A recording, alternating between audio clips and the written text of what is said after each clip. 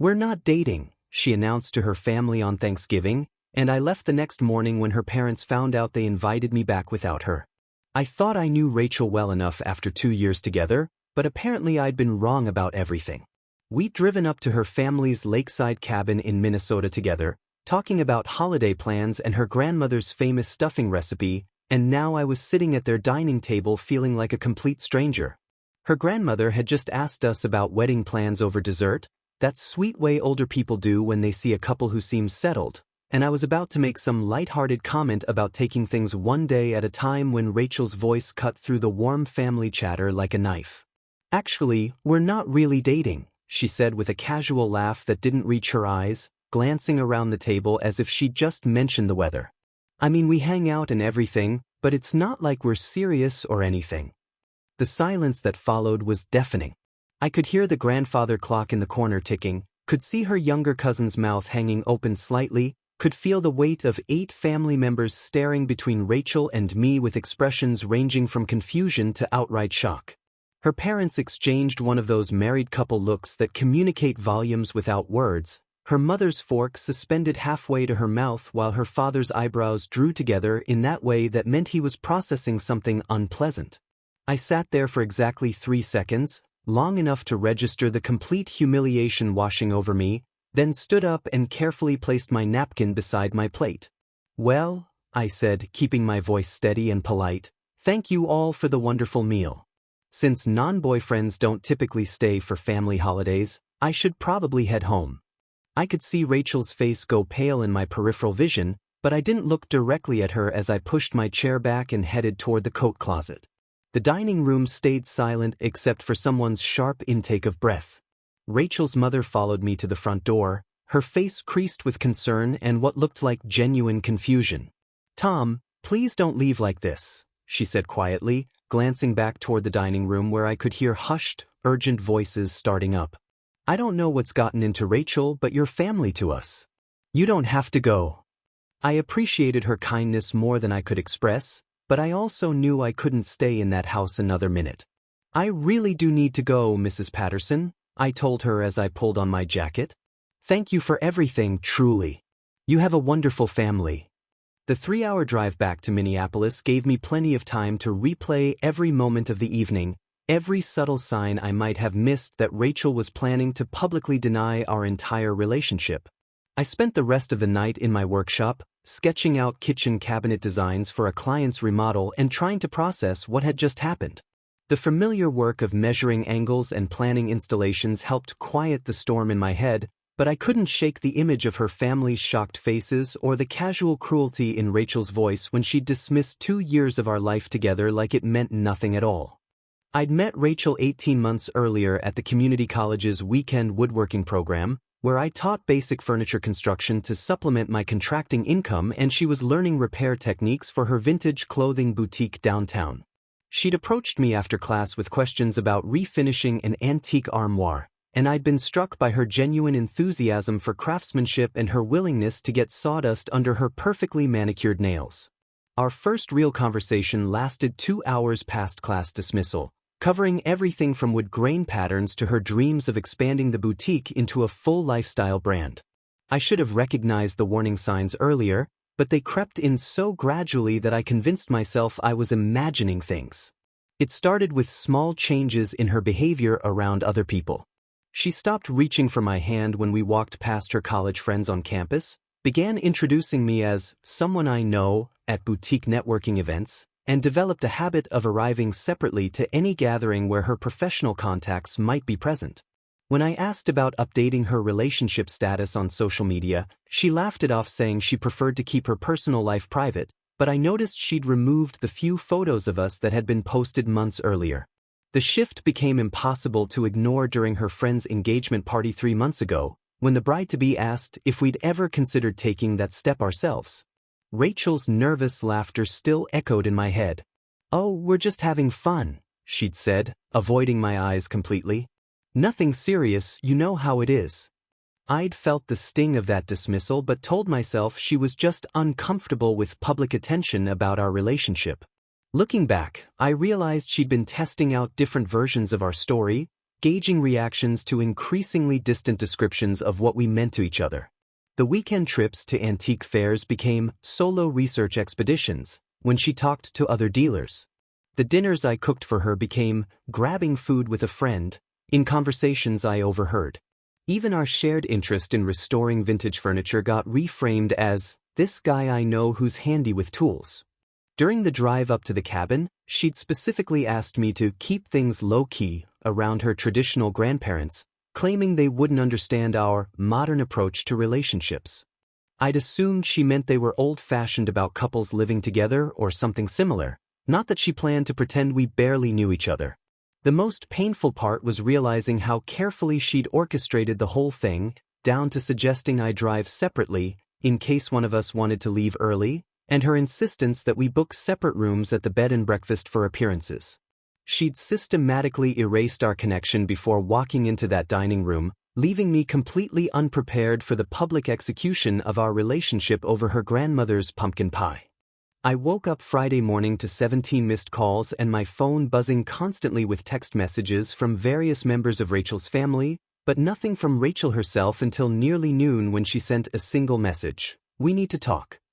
Her father called me directly around 10, his voice heavy with confusion and what sounded like genuine disappointment. "Tom, I don't understand what happened last night," he said. "I've been planning to ask you about helping me build that deck addition we discussed, and frankly, I thought you were practically part of the family already."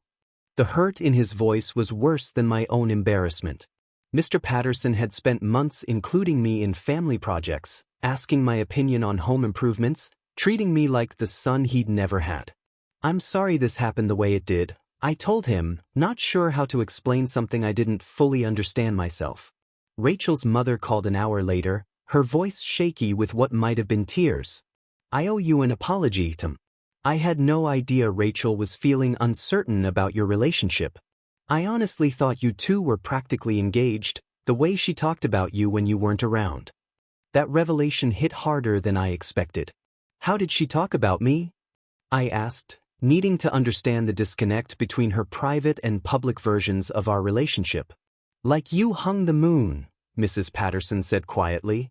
"She'd tell us about your woodworking projects, how you fixed her boutique's shelving, how thoughtful you were about remembering her grandmother's birthday. I'm so confused about what changed." The most surprising contact came from Rachel's sister Emma, who texted me around 2 in the afternoon. "I'm mortified by what happened. Rachel spent the night crying but keeps telling everyone she needed space to figure things out. Grandma keeps asking where that nice contractor boy went and refuses to accept that you're not coming back for leftovers today." I was still processing these conversations when Rachel showed up at my apartment unannounced around 4, still wearing the same clothes from yesterday and looking like she hadn't slept. Her usually perfect hair was pulled back in a messy ponytail, and her makeup had that smudged quality that suggested tears and hasty touch-ups. "Can we please talk about this?" she asked, not quite meeting my eyes as she stood in my doorway. "I think there's been a misunderstanding." I let her in but didn't offer coffee or try to make her comfortable the way I normally would. "What kind of misunderstanding involves telling your entire family we're not actually dating?" She fidgeted with her purse strap, still avoiding direct eye contact. I got overwhelmed with all the wedding talk and family expectations. It was like performance anxiety, you know? Everyone was looking at us like we were supposed to have this whole future mapped out, and I panicked. Her explanation felt rehearsed, like she'd been practicing it during the drive over. "So you decided the best response was to pretend I meant nothing to you?" "That's not what I meant to do," she said, finally looking at me but only briefly. "I just needed them to back off with all the pressure about commitment and marriage. I thought if I downplayed things, they'd stop asking so many questions." The fact that she still couldn't maintain eye contact told me everything I needed to know about how much truth she was actually sharing. 3 days later, Emma reached out asking if we could meet for coffee at the small cafe downtown where Rachel and I had gone on some of our first dates. I almost declined, not wanting to rehash the Thanksgiving disaster, but something in her message suggested this wasn't just about family drama. Emma looked nervous when I arrived, fidgeting with her coffee cup and glancing around like she was worried about being seen. "I need to tell you something," she said without preamble. and I feel terrible that you're finding out this way, but I can't watch Rachel keep lying to everyone." My stomach dropped before she even continued. Rachel's been seeing someone else for the past 4 months. A law student named Marcus from the university. They met when she consulted his firm about expanding the boutique's legal structure.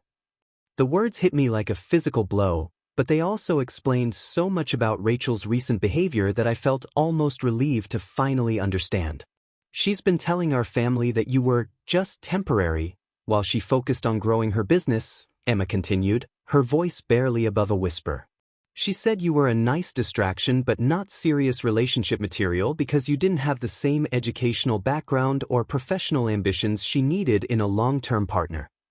That stung worse than the cheating. The idea that she'd been categorizing me as beneath her standards while I'd been planning a future together felt like a betrayal beyond just the other relationship. Emma pulled out her phone and showed me screenshots that made my blood run cold. Dating app profiles from 6 months ago where Rachel listed herself as single and exploring options. Recent photos with a guy I didn't recognize at restaurants I couldn't afford. Text conversations where she referred to me as the contractor I'm seeing casually. "The worst part," Emma said, tears starting in her eyes, "is that she was planning to break up with you after Thanksgiving anyway. She wanted to use the family dinner as a public exit strategy, making it seem like the relationship just naturally fizzled out instead of admitting she'd been cheating." I sat there processing this information, feeling simultaneously vindicated and completely humiliated. "Why are you telling me this?" I asked. "Because what she did to you at dinner was cruel, and our family deserves to know who she really is," Emma said firmly. "She's been playing everyone, using you as a safety net in case things didn't work out with Marcus, and I couldn't stand watching you get blindsided like that." The final piece of the puzzle fell into place when Emma explained that Rachel had been planning to keep me around as backup, maintaining just enough connection that she could return if her law student relationship failed. She told Marcus's friends that she was casually dating a blue-collar guy, but nothing serious, while telling our family you weren't committed enough for her standards. She's been managing multiple narratives to keep all her options open. I thanked Emma for her honesty, even though it felt like getting punched in the gut by someone trying to help. At least now I understood why Rachel had seemed so detached lately, why she'd been so careful about our public appearances, and why the Thanksgiving announcement had felt so calculated and cruel. 2 weeks later, Mr. Patterson called asking if I'd meet him for lunch at Murphy's Diner, the same place where I'd helped design their custom booth seating the previous spring. I hesitated, not wanting to make things more awkward for Rachel's family, but his voice carried a weight that suggested this was important. When I arrived, both her parents were waiting in our usual corner booth, looking like they had something serious to discuss. "We need to apologize to you," Mrs. Patterson said immediately, her hands wrapped tightly around her coffee cup. "We've done some investigating since Thanksgiving, and we're absolutely mortified by what we've discovered about Rachel's behavior." Mr. Patterson leaned forward, his expression grim. "We found out about Marcus through mutual friends at the country club. Apparently, Rachel's been bringing him around town for months, introducing him as her boyfriend while telling us you weren't serious about commitment." The betrayal in their voices was unmistakable, and I realized they felt as deceived as I did. "She's been lying to everyone," Mrs. Patterson continued, her voice shaking slightly. "To us about you, to you about her intentions, to Marcus about her availability. We raised her better than this, and we're ashamed of how she treated someone we consider family." That word hit me harder than I expected. Family. These people had welcomed me into their lives, included me in their traditions, made me feel like I belonged somewhere, and their daughter had been systematically dismantling all of that behind everyone's backs. "We want you to know that her behavior doesn't reflect how we feel about you," Mr. Patterson said firmly. "You've been more genuine and reliable than our own daughter, and that's not something we take lightly." Then came the invitation that completely floored me. "We'd like you to join us for Christmas dinner," Mrs. Patterson said. "Rachel won't be there since she's apparently spending the holidays with Marcus's family in Chicago. But we'd love to have you if you're comfortable with that." I sat there stunned, processing the idea that Rachel's parents were choosing me over their own daughter for their family celebration. "Are you sure that's appropriate?" I asked. "I don't want to cause more family drama." "Tom," Mr. Patterson said seriously. At this point, we consider you more family than Rachel. She's shown us exactly who she is, and it's not someone we recognize or respect. You, on the other hand, have been nothing but honest and decent, even when our daughter was treating you terribly. Mrs. Patterson nodded emphatically. Rachel's grandmother has been asking about you every day since Thanksgiving. She refuses to accept that you two have broken up and keeps insisting Rachel made a terrible mistake. When we told her about the Christmas invitation, she actually clapped her hands and said it was about time we chose the right person to keep around. The conversation continued for another hour, with them sharing more details about Rachel's deception and their growing disappointment in their daughter's character. By the time we parted ways, I felt like I'd gained something valuable even while losing the relationship I'd thought I wanted. These people saw me clearly, valued me genuinely, and were willing to stand by that even when it meant confronting their own daughter's failures.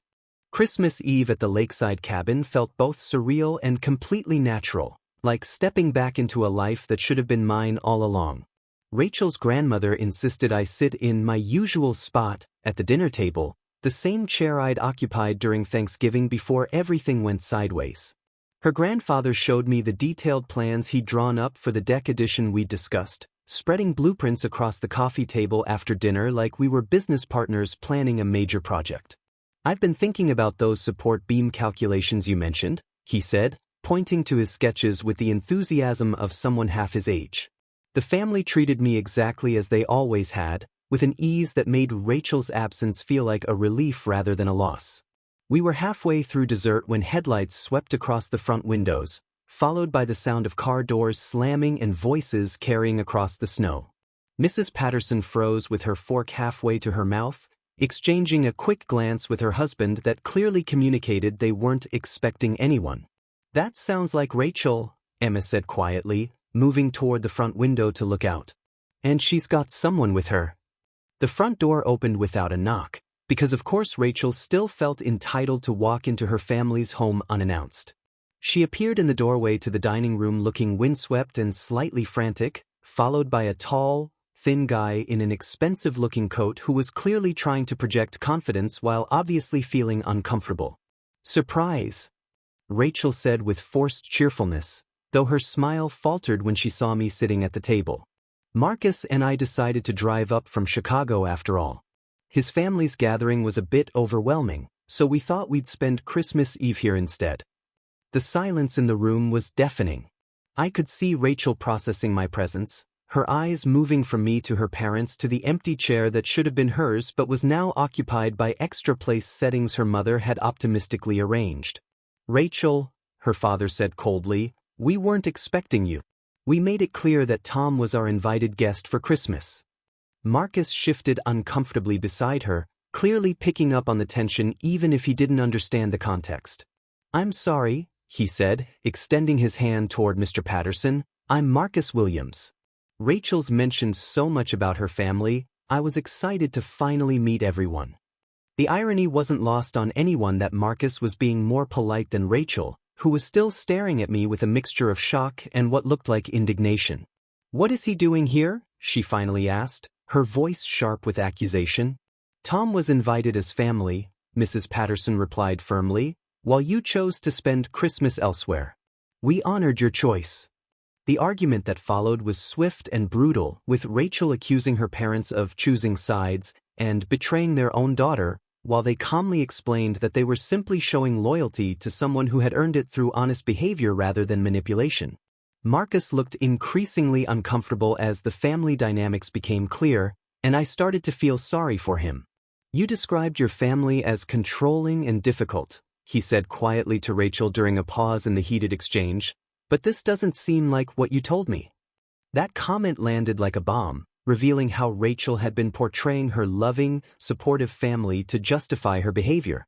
The evening ended with Rachel storming out, declaring she'd never forgive them for humiliating her in front of Marcus, while he chose to stay for dessert and coffee, apologizing profusely for the disruption and asking genuine questions about the family business and my contracting work.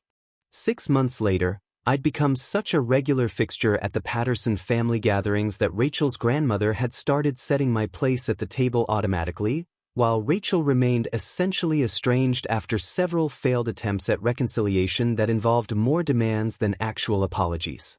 The deck project with her father had turned into a full partnership, with him referring clients to my contracting business and me helping him design custom furniture pieces for their antique collection.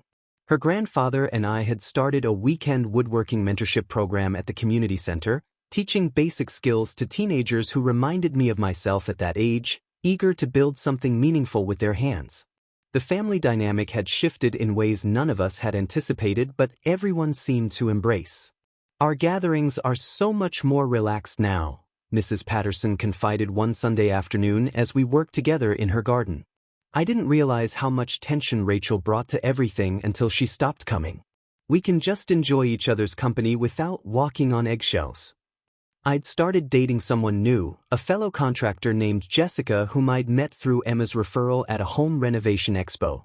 Jessica appreciated my work ethic and shared my interest in restoring old houses, and more importantly, she never made me feel like I needed to apologize for who I was or what I did for a living.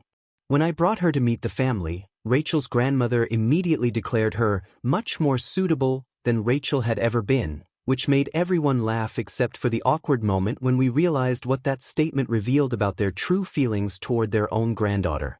Through Emma, I learned that Rachel had moved to Chicago permanently and gotten engaged to yet another law student after only 2 months of dating, following the same pattern of rushing into commitment when it served her purposes while avoiding it when genuine connection was required. She's posting all these photos of her ring and talking about how she finally found someone who understands her worth, Emma told me with obvious disgust. "It's like she learned nothing from what happened with you and Marcus." The most unexpected development came when Mr. and Mrs. Patterson asked me to walk Emma down the aisle at her upcoming wedding, since her father had developed heart problems that made the physical demands of the ceremony difficult for him. "You've become like a son to us," Mr. Patterson explained when he made the request, and Emma specifically asked if you'd be willing to take on this role. "She says you're the closest thing to a big brother she's ever had."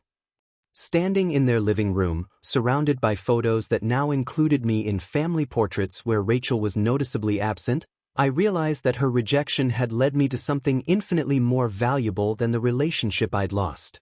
I'd gained a family who chose me not out of obligation or convenience, but because they genuinely valued the person I was. Rachel had thrown away people who loved her unconditionally because she was constantly looking for something better, something that would enhance her image or advance her status. In the end, she'd lost the people who mattered most while I'd found my place among people who saw my worth clearly and weren't afraid to stand by it, even when it meant disappointing their own blood relative. As I accepted the honor of walking Emma down the aisle, I understood that sometimes the best thing that can happen to you is having someone reveal their true character before you waste any more of your life trying to earn love from someone incapable of giving it.